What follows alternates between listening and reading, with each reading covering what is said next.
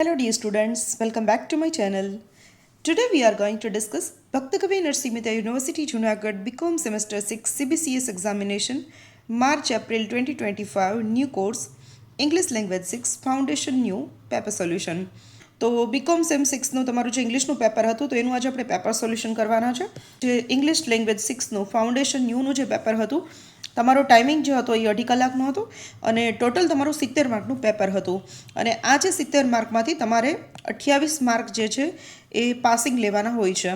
તો આજે આપણે ઓબ્જેક્ટિવ્સ, ગ્રામર અને ટેક્સ્ટના જે ક્વેશ્ચન છે એના હું તમને કરેક્ટ આન્સર કહેવાની છું, જેથી કરીને તમને ઓવરઓલ આઈડિયા આવશે કે આ ક્વેશ્ચનનો આન્સર શું આવે અને અંદાજે તમને કેટલાક માર્ક્સ મળી શકે. તો સૌ પ્રથમ પહેલા ક્વેશ્ચન જોઈએ છે, ક્વેશ્ચન નંબર 1A. એનમાં ટેક્સ્ટમાંથી જે ક્વેશ્ચન હતો અને જે 6 to 10 તમારી જે સ્ટોરી હતી જેમ્સ ઓફ વિઝડમની ટેક્સ્ટમાંથી, એ 6 સ્ટોરીમાંથી તમને ટોટલ 8 ક્વેશ્ચન અહીંયા પૂછાયેલા છે અને આ 8 ક્વેશ્ચનમાંથી તમારે માત્ર 6 ક્વેશ્ચન જો તમારા સાચા હોય તો તમને 6 માર્ક્સ મળી જાય અને અહીંયા તમને એના માર્ક્સ બતાવેલા છે. તો સૌ પહેલા ક્વેશ્ચન જોઈએ છે, who is the author of the story the model millionaire. તો મોડલ મિલિયોનર સ્ટોરીના ઓથર કોણ છે? તો ધ મોડલ મિલિયોનર સ્ટોરીના ઓથર છે ઓસ્કાર વિલ્ડે. મેં તમને લોકોને પૂછેલું કે જ્યારે પણ મેં વિડીયો લેક્ચર્સ મારા ટેક્સ્ટના કરાવ્યા ત્યારે કીધેલું હતું કે 5 સ્ટોરીમાંથી 1-2 ક્વેશ્ચન તો તમને કોઈ પણ સ્ટોરીના ઓથર વિશે અથવા તો રાઇટર વિશે હશે જ 100%. એટલે 5 સ્ટોરીના ઓથર વિશે ખાસ ધ્યાનમાં રાખી લેજો. તો જે લોકોને યાદ હશે એ લોકોએ તો લખ્યું હશે અને ઘણા લોકોએ મારી ઇન્સ્ટ્રક્શન ફોલો નહીં કરી અને નહીં પણ આવડ્યું હોય તો મોડલ મિલિયોનર સ્ટોરીના ઓસ્કાર વિલ્ડે રાઇટર છે.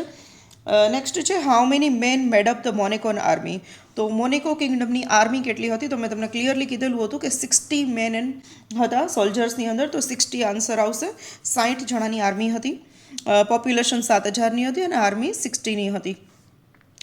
નેક્સ્ટ છે, how much money did the Italian government charge for gelatin. આ ક્વેશ્ચન પણ આપણે આપણા પેપર સોલ્યુશનમાં ડિસ્કસ કરેલો હતો કે જો ફ્રેન્ચ ગવર્મેન્ટનું પૂછે તો તમારે 16,000 ફ્રેન્ક લખવાના છે, બટ અહીંયા તમને ઇટાલિયન ગવર્મેન્ટનું પૂછ્યું છે એટલે ઇટાલિયન ગવર્મેન્ટે 12,000 ફ્રેન્ક કીધેલો હતો, તો 12,000 ફ્રેન્ક જે છે એ આન્સર આવશે. નેક્સ્ટ છે, at what age did George Ramsay plan to retired.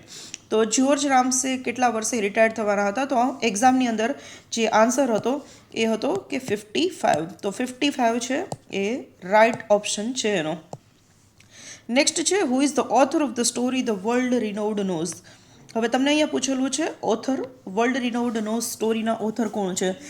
તો આન્સર આવશે VM બશીર. VM બશીર છે એ વર્લ્ડ રિનોવડ નોઝ સ્ટોરીના ઓથર હતા.